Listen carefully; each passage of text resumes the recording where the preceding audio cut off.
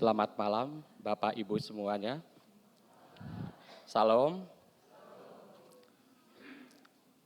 Untuk jemaat yang membawa handphone, mohon untuk di silent atau digetar.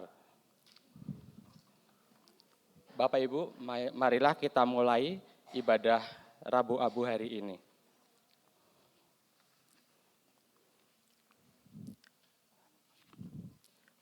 Hari ini kita memasuki masa Prapaskah dengan menerima tanda abu, tanda kerendahan hati, pertobatan, dan kesadaran bahwa hidup kita berasal dari Tuhan.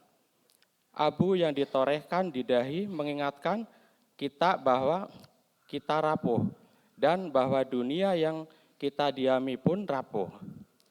Dalam semangat pertobatan, hari ini kita diajak bukan hanya menata kembali relasi kita dengan Tuhan dan sesama, tetapi juga dengan ciptaannya. Kerusakan alam, ketamakan, dan sikap abai terhadap bumi adalah bagian dari dosa yang perlu kita sesali dan perbarui. Kiranya melalui puasa dan pengendalian diri kita belajar hidup lebih sederhana, lebih peduli, dan lebih bertanggung jawab sebagai penjaga ciptaan Tuhan. Mari kita memasuki ibadah ini dengan hati yang terbuka, siap bertobat, dan siap diperbaharui oleh kasih Tuhan. Kita awali ibadah ini dengan menyanyikan lagu dari Kidung Jemaat 33, bait 1-3, Suaramu Kudengar.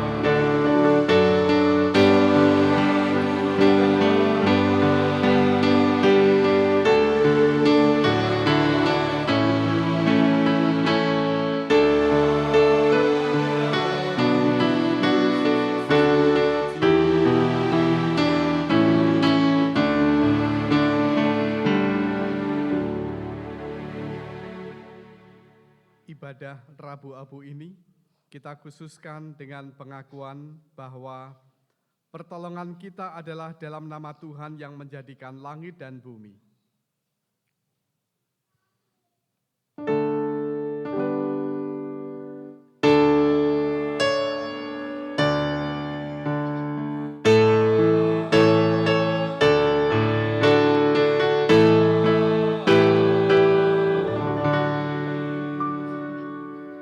kasih karunia dan damai sejahtera dari Allah Bapa kita dan dari Tuhan Yesus Kristus menyertai saudara sekalian.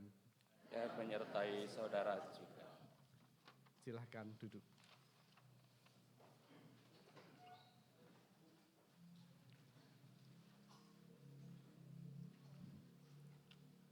Saudara-saudari yang dikasihi Tuhan, hari ini di awal masa Prapaskah, kita datang dengan dahi terbuka dan hati yang ingin dibaharui.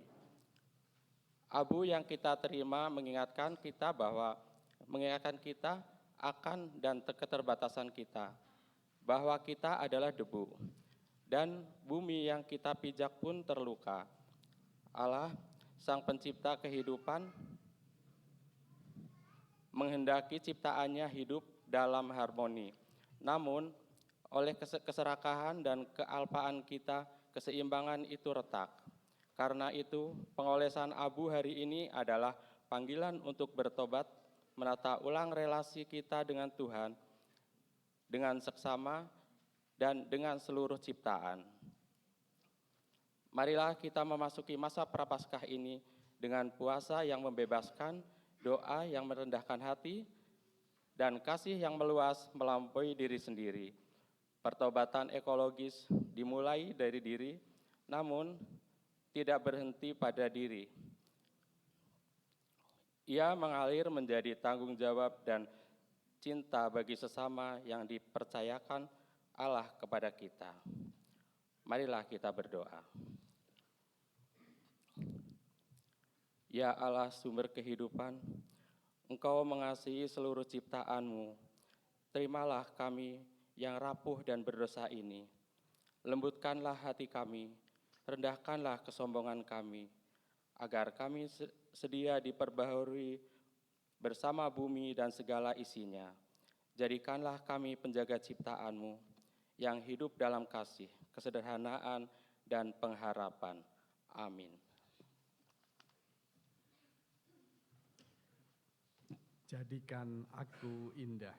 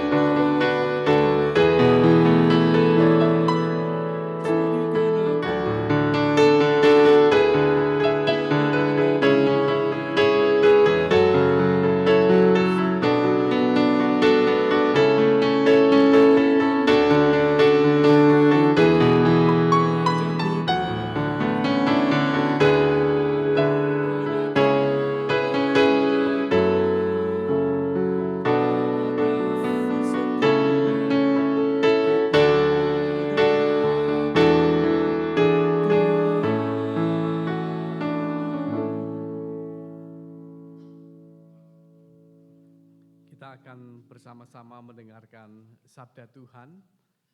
Marilah kita menyiapkan hati dengan satu di dalam doa. Syukur kami padamu ya Tuhan, Engkau begitu baik, dan kembali kebaikan-Mu kami terima melalui firman yang selalu menuntun hidup kami. Ya Tuhan, bukalah hati dan pikiran kami siap untuk mendengarkan sabda-Mu. Tuhan, kami juga berdoa, hamba-Mu ini Tuhan mampukan, sehingga apa yang Ia sampaikan hanyalah seturut dengan kehendak Tuhan. Di dalam nama Tuhan Yesus kami berdoa, amin. Sabda Tuhan diambil dari Yoel 2 ayat 1, 2, 12 sampai 17 dan Matius 6 ayat 1 sampai 6 dilanjutkan ayat 16 sampai ayat 21. Bagian yang pertama yaitu Yoel 2 ayat 1, 2, dan 12, 17 yang demikian. Tiuplah sangkakala di Sion, dan berteriaklah di gunungku yang kudus. Biarlah gemetar seluruh penduduk negeri, sebab hari Tuhan datang. Sebab hari itu sudah dekat. Suatu hari gelap gulita dan kelam kabut. Suatu hari berawan dan kelam pekat. Seperti fajar di atas gunung-gunung, terbentang suatu bangsa yang banyak dan kuat. Yang serupa itu tidak pernah ada sejak purbakala, dan tidak akan ada lagi sesudah itu turun-temurun pada masa yang akan datang.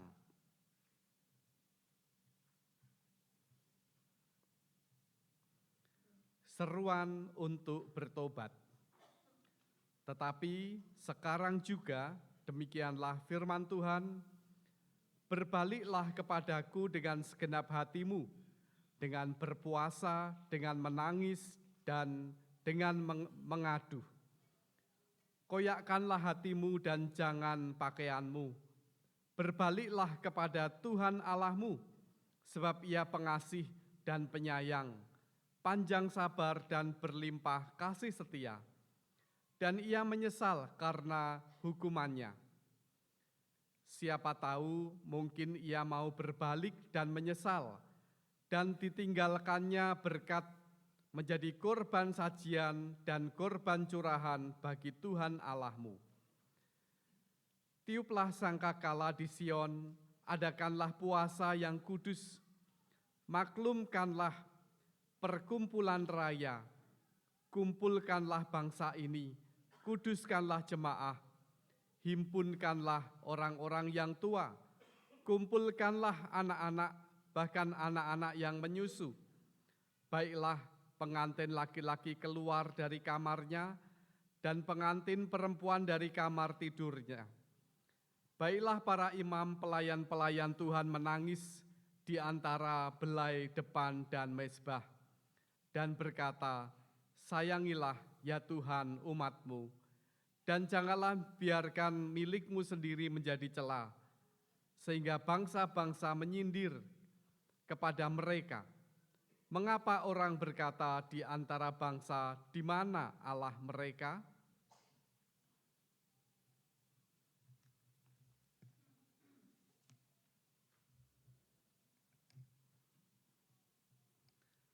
Hal memberi sedekah. Ingatlah, jangan kamu melakukan kewajiban agamamu di hadapan orang supaya dilihat mereka. Karena jika demikian, kamu tidak beroleh upah dari Bapamu yang di surga.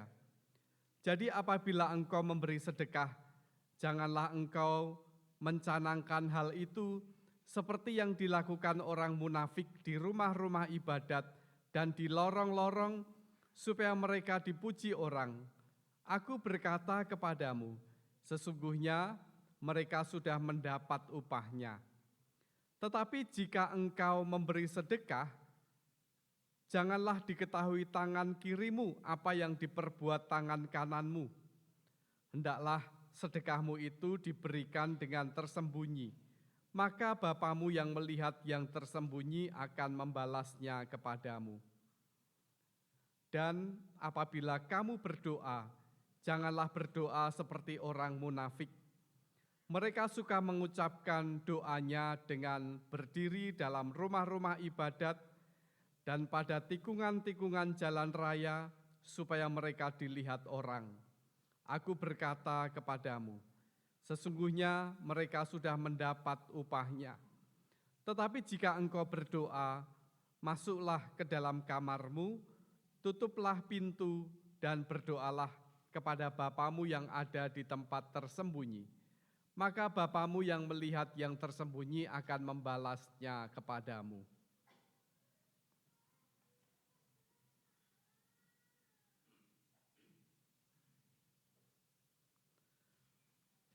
hal berpuasa. Dan apabila kamu berpuasa, janganlah muram mukamu seperti orang munafik. Mereka mengubah air mukanya supaya orang melihat bahwa mereka sedang berpuasa. Aku berkata kepadamu, sesungguhnya mereka sudah mendapat upahnya.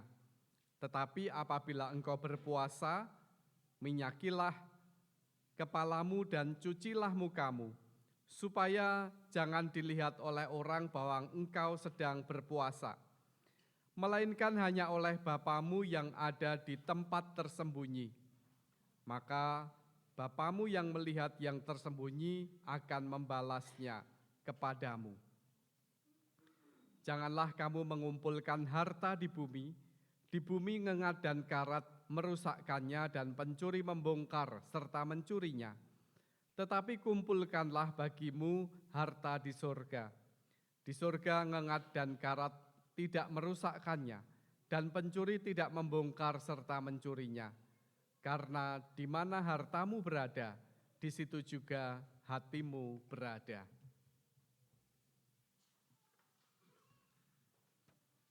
Demikian Injil Yesus Kristus. Yang berbahagia ialah mereka yang mendengarkan firman Tuhan dan yang memeliharanya. Hosiana.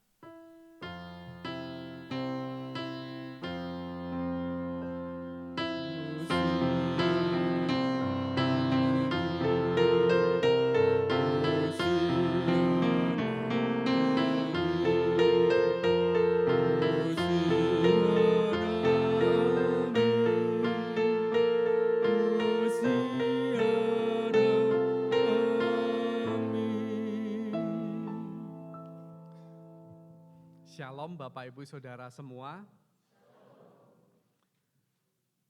Tidak terasa kita sudah kembali memasuki Rabu Abu. Dan Rabu Abu sekaligus menjadi tanda kita memasuki masa Prapaskah. Tema masa Paskah pada saat ini adalah Paskah ekologis. Dan di dalam ibadah Rabu Abu ini bertema pertobatan ekologis. Di antara banyak pilihan pertobatan, saya yakin banyak dosa yang sudah kita lakukan. Baik itu relasi atau perilaku. Namun Sinode GKJ pada saat ini memilih tema tentang ekologis. Dan tema kita adalah pertobatan ekologis. Karena memang melihat betapa parahnya kerusakan alam yang terjadi. Dalam sebuah situs r.org, di tahun 2025 saja itu mencatat ada 15 masalah lingkungan terbesar. Kalau tahun 2023 itu ada 13. Jadi setiap tahun masalah-masalah lingkungan itu kok naik satu. Di antaranya adalah pemanasan global yang berdampak pada kenaikan suhu bumi. Ini kita rasakan ya. Kalau kita tidak pakai AC saat ini, banyak orang di dalam gereja sudah pasti banyak yang kipas-kipas. Berbeda Bandung pada tahun-tahun dulu, kita masih merasa dingin, tapi saat ini kita udah kepanasan, itu dampak dari pemanasan global. Kemudian kebergantungan pada pemakaian bahan bakar dari fosil, ini sudah lama. Kemudian sampah makanan, makanan yang terbuang akibat tidak dimakan dan menjadi sampah. Baik itu keluarga, pribadi maupun bahkan juga gereja seringkali menyumbang. Makanan-makanan yang tidak diperhitungkan, asal turah tetapi ternyata dampaknya adalah menjadi sampah yang itu menjadi sebuah masalah, pencemaran. Kemudian yang keempat, hilangnya keanekaragaman hayati. Polusi plastik yang tidak terkendali, penggundulan hutan, polusi udara, mencairnya lapisan es ke permukaan laut, pasang air laut yang meningkat, persoalan agrikultur yang mengakibatkan masalah pangan di seluruh dunia. Dan ini dampaknya adalah ketahanan pangan. Lahan pertanian yang semakin sempit, sementara penduduknya semakin banyak, manusianya semakin banyak, hasil pertanian karena cuaca ekstrim juga semakin sulit. Harus disadari suatu saat ini menjadi sebuah persoalan serius, yaitu ketahanan pangan. Belum lagi yang ke-11 adalah berkurangnya kesuburan tanah, memudarnya ketahanan pangan dan air, sampah akibat pakaian bekas dan tekstil. Bapak Ibu, baju yang kita pakai ini membutuhkan pengolahan yang membutuhkan banyak sekali air. Kalau Bapak Ibu bekerja di pabrik tekstil itu akan tahu jelas. Oleh sebab itu saat ini muncul ekoprint. Kemudian perburuan ikan laut yang berlebihan. Penambangan kobalt yang tidak terkontrol, ini seperti nikel, sebagai bahan dasar pembuatan baterai litium, berkekuatan tinggi, tahan aus, sehingga dieksploitasi secara berlebihan. Ini baru 2025, Bapak Ibu. Andaikan kemudian muncul data di tahun 2026, mesti akan lebih ekstrim lagi. Karena di tahun 2026 ini bahkan beberapa negara berinvestasi besar untuk militer. Jaga-jaga, siap-siap kalau Perang Dunia Ketiga. Investasinya besar-besaran. Sehingga lingkungan diabaikan. Semakin diabaikan. Sudah lama diabaikan, tetapi semakin diabaikan. Nah, di Indonesia, kerusakan ekologi ternyata lebih parah dari itu pada saat ini. Krisis mencakup kerusakan hutan, kerusakan sumber daya alam, bencana alam yang dipicu oleh kerusakan lingkungan dengan dalih ambisi pertumbuhan ekonomi. Namun ternyata dampaknya adalah mengabaikan keberlanjutan. Bapak, Ibu, dan saudara-saudara yang dikasihi Tuhan, jadi ini adalah perkara serius rupanya. Mengapa Sinode GKJ itu memilih tema pertobatan ekologis? Bukan berarti bahwa pertobatan yang lain itu tidak penting. Pertobatan relasi kita pada Tuhan, bagaimana kita seringkali tidak taat, seringkali toleransi terhadap sekali dua kali enggak ibadah enggak apa-apa, sekali dua kali melanggar firman Tuhan enggak apa-apa. Bukan kok itu enggak penting, itu juga penting. Juga pertobatan relasi antara satu dengan yang lain, itu juga penting. Namun ada alasan tersendiri mengapa Sinode GKJ memilih tema ini dan ternyata tingkat kerusakannya sudah sangat parah. Beberapa tahun yang lalu saya pernah melihat film di mana air bersih itu sudah sangat langka, dijaga ketat, dan menimbulkan peperangan yang luar biasa. Karena memang air bersih adalah sumber kebutuhan yang pokok. Saya membayangkan ketika hal itu terjadi, ini sangat mengerikan sekali. Nah, Bapak, Ibu, dan Saudara yang dikasihi Tuhan, nasib bumi ini beberapa generasi ke depan ditentukan oleh pola hidup kita pada saat ini. Oleh sebab itu, sangat dibutuhkan yang namanya pertobatan ekologis. Ini sangat penting sekali, pertobatan ekologis. Sifatnya adalah pribadi. Kita sudah tidak bisa mengandalkan pihak lain.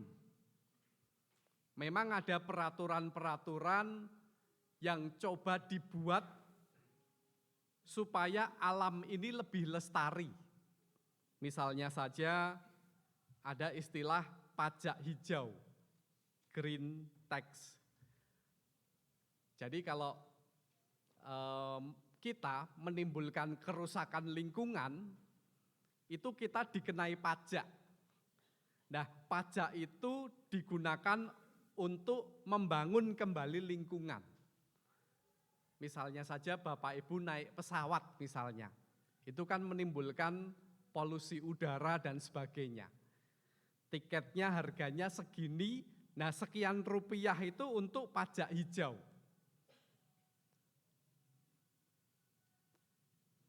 Kalau dalam skala besar, pabrik misalnya, menimbulkan polusi. Nah, mestinya ada pajak hijau. Sekian persen untuk mengolah kembali. Namun kita tahu, rupa-rupanya ya budaya kita juga sangat prihatin dengan yang namanya korupsi. Sehingga kita tidak bisa mengandalkan yang seperti itu.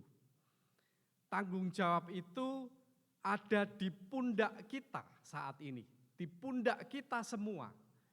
Kita sudah tidak lagi bisa mengandalkan pihak lain, tapi sungguh ada di pihak kita. Ditambah lagi, yang ini ada kaitannya dengan teks kita secara langsung, yaitu adalah green lifestyle. Tetapi hanya untuk pencitraan. Banyak orang yang kelihatannya menunjukkan green lifestyle. Kelihatannya pola hidupnya itu mencintai lingkungan. Tetapi ternyata, waduh, merusak lingkungannya sangat parah. Itu juga banyak terjadi. Nah, ini yang ada kaitannya sangat erat dengan teks kita. Di mana Tuhan Yesus di dalam Injil Matius menegur dengan keras pertobatan-pertobatan yang semu. Sedekah, berdoa, berpuasa, tetapi tidak dilakukan dengan sungguh-sungguh. Berdoa supaya dilihat orang, di pasar, di perempatan, sedekah supaya dilihat orang, berpuasa supaya dilihat orang, kelihatan bibirnya kering, kelihatan kelaparan, lemes. Tapi Tuhan Yesus justru memberikan nasihat, apabila kamu berdoa, masuk ke dalam kamar, kunci. Bapamu yang melihat akan mendengarkan doamu. Kalau kamu persembahan, kalau kamu sedekah, jangan sampai, jangankan ke orang lain tahu, tangan yang lain pun tidak tahu. Ini menunjukkan bahwa pertobatan yang sungguh bukan hanya sekedar green lifestyle, kelihatannya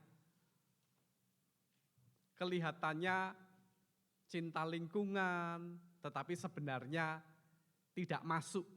Nah, banyak golongan yang seperti ini, bahkan termasuk gereja.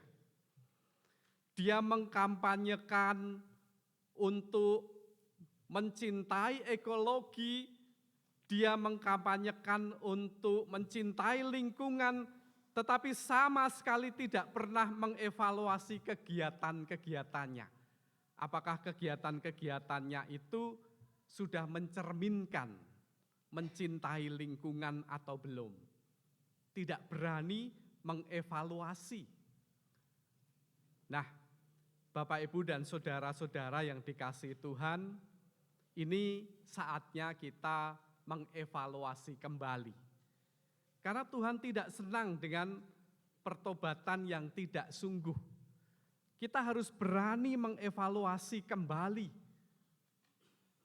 Berapa banyak plastik yang kita buat dan itu mencemari lingkungan. Berapa gerakan yang sudah kita lakukan untuk menunjukkan bahwa gereja kita itu mencintai lingkungan. Dan masih banyak lagi.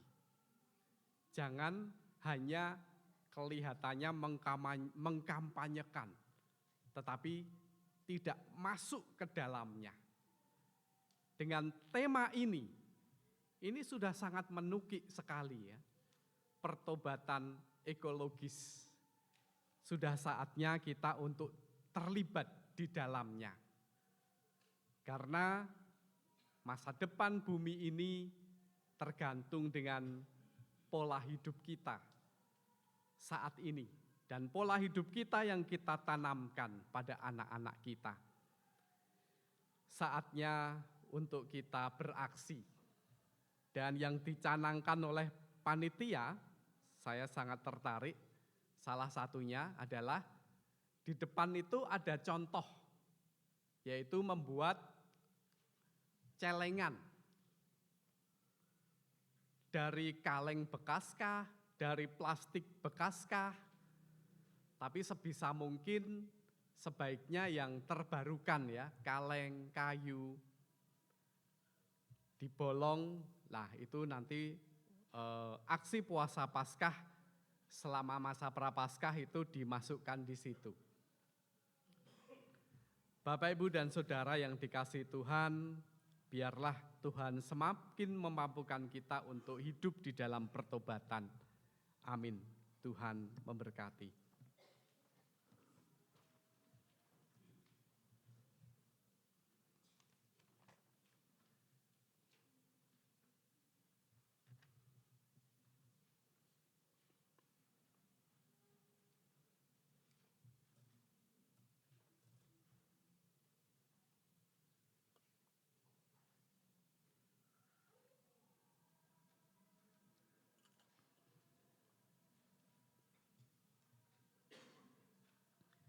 Kita akan saksikan penggalan video sebagai berikut.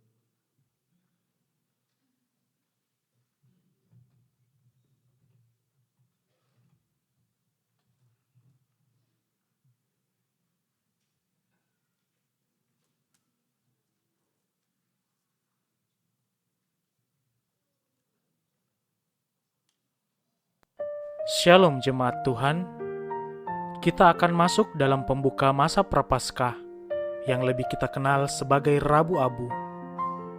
Jemaat akan menjalani proses penorehan abu di dahi dalam bentuk salib. Lalu mengapa abu? Karena abu melambangkan kefanaan dan kehinaan kita di hadapan Tuhan, sebagaimana Kejadian pasal 3 ayat 19 mengingatkan kita bahwa dari debu kita berasal dan kepada debu kita kembali. Yang artinya, hidup ini tidak kekal, kita rapuh, terbatas, dan sepenuhnya bergantung kepada Tuhan. Rabu Abu bukan hanya sekedar tradisi umat Kristen, namun sekaligus menjadi undangan untuk bertobat dan kembali kepada Allah, supaya kita sadar akan keterbatasan diri, menanggalkan kesombongan, dan membuka hati untuk pembaruan hidup. Mari kita mulai merendahkan hati, mulai hidup lebih bermakna dan membaharui diri kita dengan berserah penuh kepada Tuhan. Mari datang menerima abu.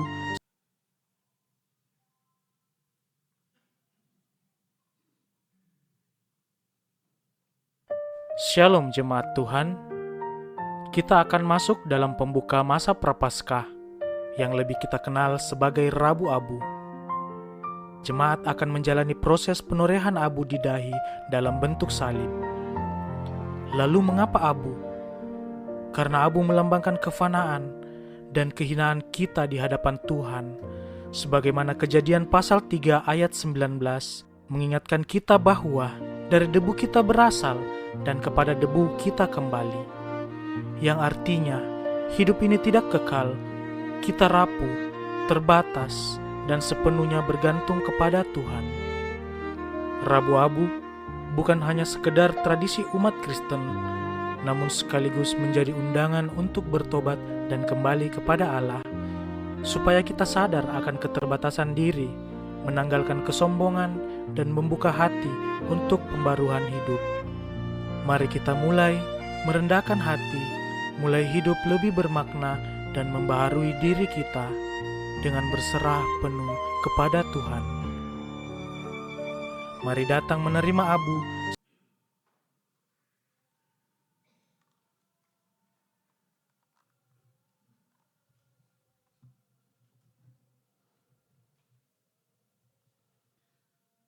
Saudara-saudara yang terkasih, sebelum dilakukan penurehan abu pertobatan, baiklah kita terlebih dahulu berdoa. Allah Bapa yang penuh kasih, Engkau ciptakan kami dari debu tanah, dan suatu saat kami akan kembali menjadi debu tanah. Kiranya debu ini juga boleh menjadi tanda atas penyesalan dan pertobatan kami. Sekaligus mengingatkan kami bahwa hanya melalui salib Kristus kami sungguh-sungguh menerima pengampunan, keselamatan, dan kehidupan yang kekal. Di dalam nama Tuhan Yesus, Juru Selamat kami berdoa. Amin. Di tengah kepedihan bumi karena pencemaran dan kerusakan lingkungan, abu menjadi lambang keprihatinan, sekaligus panggilan kita untuk menyatu dengan Allah Sang Sumber Kehidupan. Nanti saya mengundang kita semua untuk menerima penurehan abu, dan saya akan berkata, bertobatlah dan percayalah kepada Injil. Dalam hati saudara-saudari dipersilahkan untuk mengatakan, terima kasih Tuhan, aku menerima panggilan-Mu. Sesudah abu ditorehkan, saudara-saudari diberi kesempatan untuk merenungkan hidup di hadapan Allah serta bersyukur atas rahmat Allah, dan dipersilahkan duduk dan berdoa secara pribadi. Nanti akan dimulai penatua dan diaken maju ke depan, kemudian dari sebelah kanan saya, jadi yang dari luar, yang dari sebelah lain nanti putarannya begini ya, kemudian duduk kembali. Bersama-sama kita menyanyikan Hanya Debulah Aku.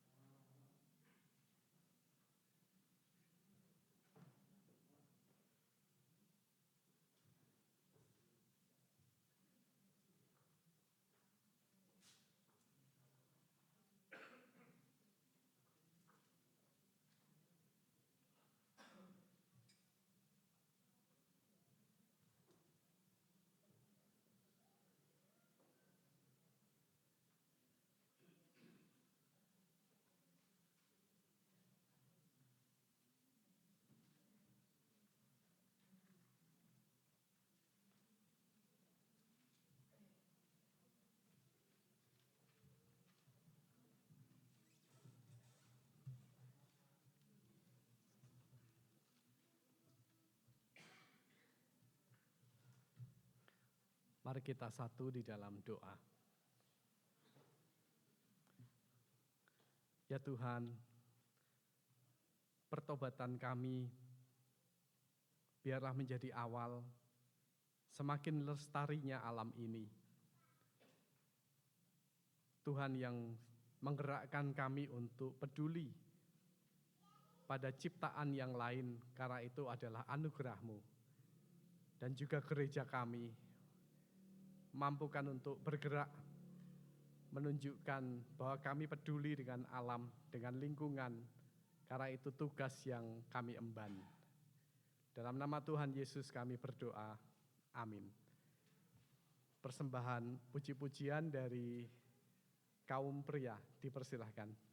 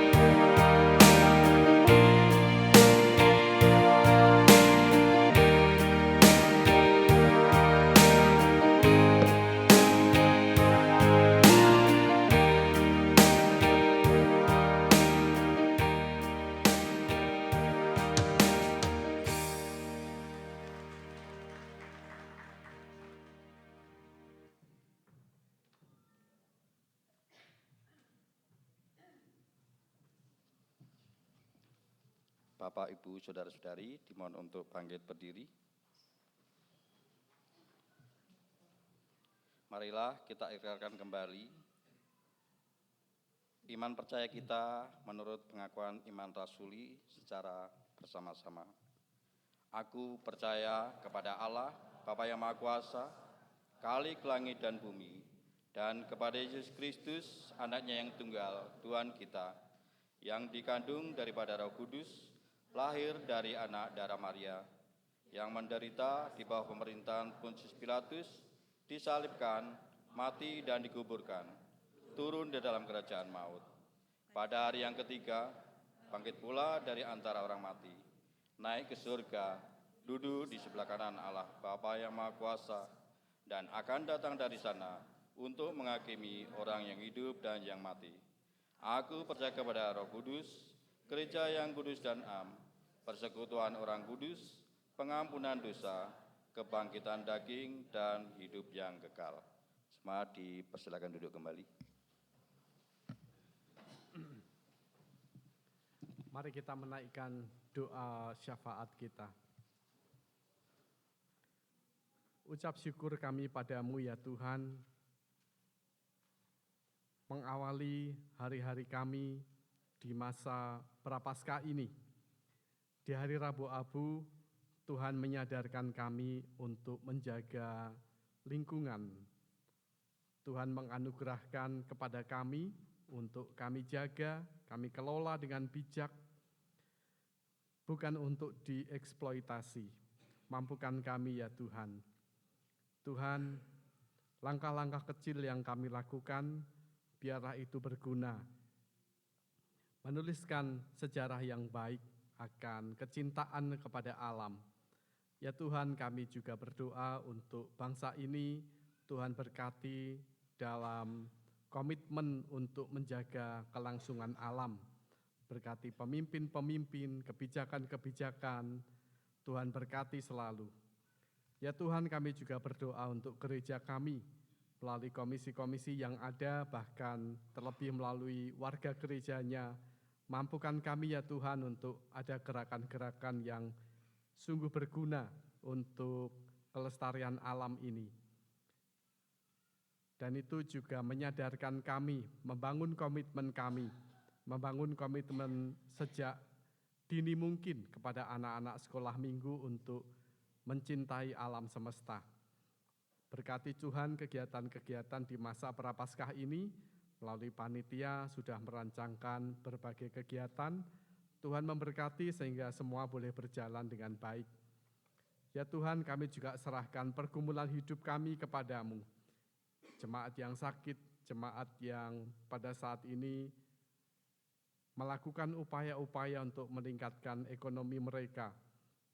Bagi yang berhadapan dengan masalah rumah tangga, Tuhan kiranya menolong, memberikan jalan keluar bagi setiap kami. Seluruhnya doa ini ke dalam tangan-Mu ya Tuhan. Di dalam nama Tuhan Yesus, Juru Selamat kami yang sejati. Ampuni terselip dosa-dosa dalam hati, pikiran, ucapan, perbuatan kami, ampunilah ya Tuhan. Dalam nama Tuhan Yesus kami berdoa, amin.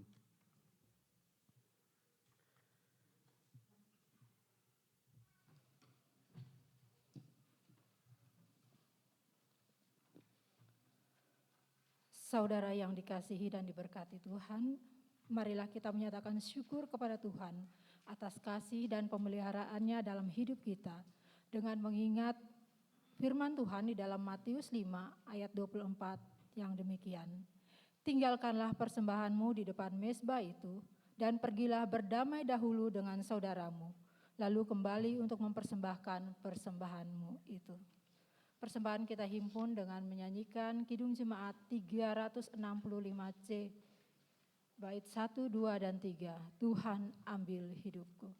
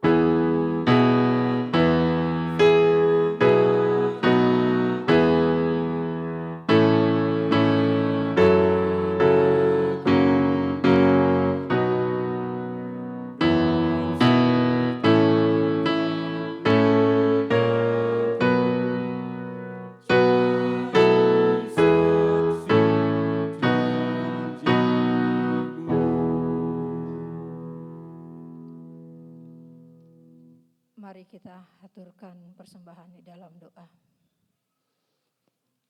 Hanya debulah kami Tuhan, namun karena kasih-Mu, Kau jadikan kami indah dan berharga. Tak ada kata-kata yang indah untuk melukiskan kasih-Mu, namun kami mau untuk selalu Engkau perbarui sebagai alat untuk menyatakan kehendak-Mu. Tuhan, di ibadah Rabu Abu ini, sebagai awal kami menghayati masa sengsara-Mu demi kami umat-Mu, kami datang membawa persembahan kami. Terima dan kuduskanlah persembahan kami ini ya Tuhan, agar berguna untuk pelebaran kerajaan Tuhan di muka bumi ini, terkhususnya di GKJ Kiara Condong. Kami menyadari bahwa persembahan kami ini sangat kecil nilainya dibandingkan berkat yang sudah Engkau limpahkan dalam hidup kami. Oleh karena itu, kami juga mau mempersembahkan hidup kami untuk Tuhan pakai sebagai persembahan yang hidup. Tuhan, ampuni kami di dalam menghaturkan persembahan ini, ada hal-hal yang kurang berkenan di hadirat-Mu, dan ajarkanlah kami untuk tahu memberikan yang lebih baik lagi di kesempatan yang akan datang. Terima kasih Bapa, doa persembahan ini kami haturkan hanya di dalam nama Tuhan Yesus Kristus yang telah mengajarkan kami doa Bapa kami yang akan kami ucapkan secara bersama-sama. Bapa kami yang di surga, dikuduskanlah nama-Mu, datanglah kerajaan-Mu, jadilah kehendak-Mu di bumi seperti di surga. Berikanlah kami pada hari ini makanan kami yang secukupnya, dan ampunilah kami akan kesalahan kami, seperti kami juga mengampuni orang yang bersalah kepada kami. Dan janganlah membawa kami ke dalam pencobaan, tetapi lepaskanlah kami daripada yang jahat. Karena Engkaulah yang punya kerajaan dan kuasa dan kemuliaan sampai selama-lamanya. Amin. Saya undang untuk bangkit berdiri.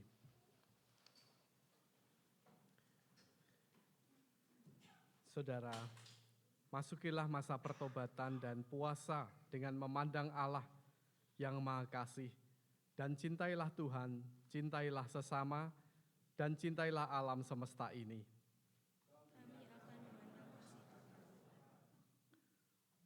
Lakukan dengan tulus sambil memuliakan Allah. Terimalah berkat Tuhan. Tuhan memberkati engkau dan melindungi engkau. Tuhan menyinari engkau dengan wajah-Nya dan memberi engkau kasih karunia. Tuhan menghadapkan wajah-Nya kepadamu dan memberi engkau damai sejahtera. Amin. Di akhir ibadah ini kita meyakini dan nyanyikan Kasih Paling Agung.